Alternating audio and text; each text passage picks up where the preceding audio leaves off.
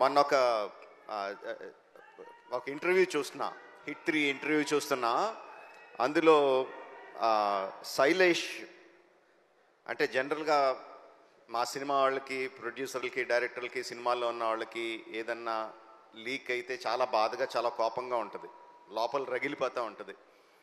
అలాంటిది దాని గురించి జర్నలిస్ట్ని అడిగిన మాటలు దానికి చాలా కోపం రావాల్సింది పోయి, లోపల ఉందేమో కోపం, చాలా కంట్రోల్డ్గా, చాలా మెచ్యూర్డ్గా, చాలా కూల్గా, అంత సటిల్గా మాట్లాడిన తీరు నన్ను చాలా ఆకట్టుకుంది.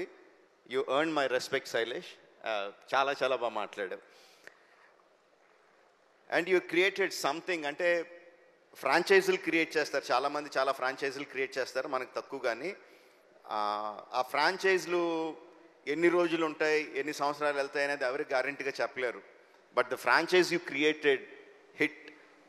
ద ఫస్ట్ కేస్ అని క్రియేట్ చేసిన వెంటనే ఏం చెప్పకుండానే ఎవ్రీ వన్ నోస్, అవును ఫస్ట్ కేసు ఉందంటే second case, third case, fourth case, fifth case అనంతంగా ఉంటాయి కదా అని ఆటోమేటిక్గా థాట్ వచ్చేస్తుంది. Because police cases are unending. ఎన్నన్నా చేయొచ్చు దాంట్లో, నీకున్న ఐడియాలు ఏడే అవ్వచ్చు.